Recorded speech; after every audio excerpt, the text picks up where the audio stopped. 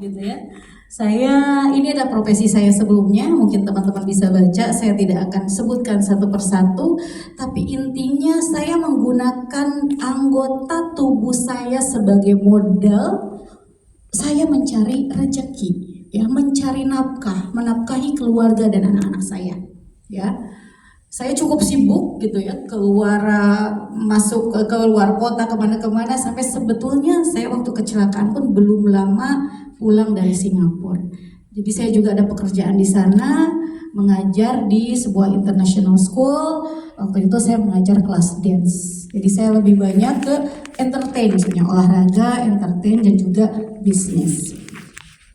Nah, ini mungkin beberapa rekaman jejak saya dulu. Jadi teman-teman memang banyak juga selebriti karena saya ngajar di Celebrity Fitness juga. Banyak klien-klien saya juga dari kalangan selebriti, dan saya juga melakukan ya syuting-syuting kecil ya, termasuk senam aerobik dan lain-lain. Dan saya juga punya agensinya untuk talent. Nah, ini mungkin beberapa kegiatan saya sebelum menjadi seorang disabilitas. Dan ternyata ya malang tak dapat tak dapat diraih gitu ya, malang tidak dapat ditolak, untung tak dapat diraih. Kita tidak pernah menyangka, kita tidak pernah bisa menebak bahwa kita akan ada di posisi yang sangat darurat. Jadi di saat saya pulang dari Ancol waktu itu menuju ke Bandung dalam ada kegiatan juga, saya kemudian mengalami tabrakan yang luar biasa dahsyat. Saya sehari sebelumnya masih loncat sana sini, saya masih ngajar aerobik di lapangan terbuka dengan ratusan orang gitu. Tiba-tiba besoknya saya tak berdaya, berbaring tanpa ada yang bisa saya lakukan. Saat itu saya sama sekali tidak bisa bergerak. Saya mengalami kelumpuhan total. Ya, dan ini adalah hal yang sangat luar biasa. Salah satu foto yang tidak bisa saya lupakan adalah di atas ini ada foto putra saya yang tiba-tiba melihat mamahnya terbaring tak berdaya, yang biasanya mamahnya kesana kemari mengantarkan sekolah, menjemput sekolah, ya tiba-tiba mamahnya sudah seperti, mohon maaf, kayak mayat hidup, karena memang nggak bisa bergerak sama sekali gitu ya. Nah, ini saya juga sempat mengalami kondisi yang luar biasa, di mana anak-anak saya pun sempat tidak sekolah selama 2 tahun.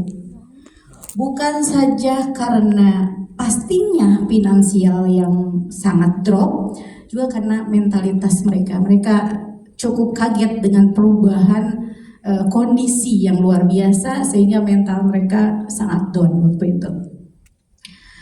Dan selanjutnya tentunya kembali lagi ke apa sih yang kemudian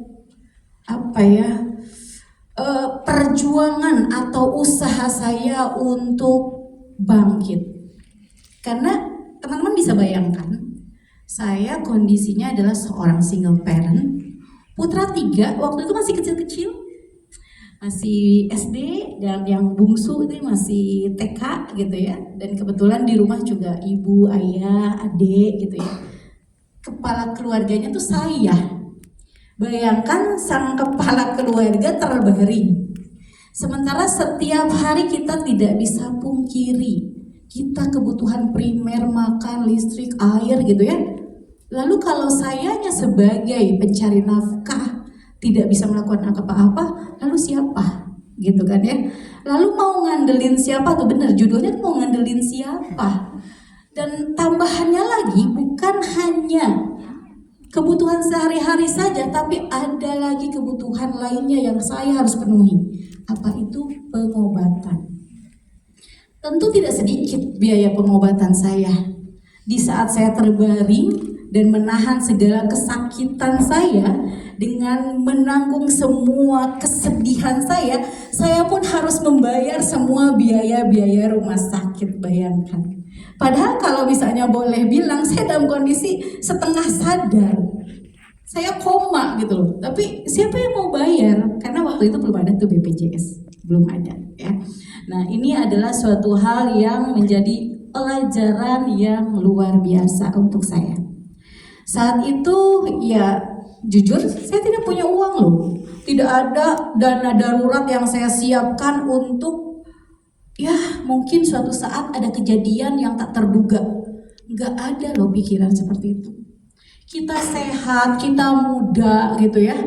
Kita bisa melakukan kegiatan apapun yang kita mau. Gak ada terpikir bahwa kita tuh butuh dana darurat.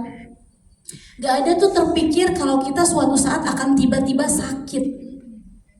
Tidak ada terpikir suatu saat kita akan tidak berdaya. Nah, ini yang harus dicamkan sama teman-teman.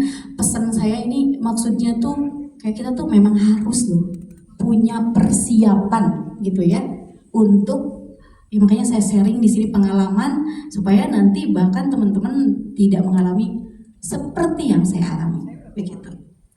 Nah, saya memang single parent yang tadi saya sampaikan. Kemudian sebetulnya karena kerjaan saya juga cukup banyak gitu ya. Saya juga merasa aman-aman saja. Saya juga ya agak kurang tidak terlalu suka nabung gitu ya atau investasi karena berpikir gitu aja mudah kok cari duit gitu kan ya, mudah kok belanja ini belanja itu, nggak merasa membutuhkan.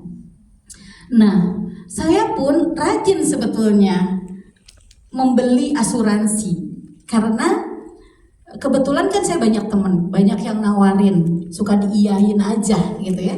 Kemudian misalnya kalau kita ke mall, saya pernah tuh dapat di mall Lipo itu asuransinya itu yang khusus wanita. Saya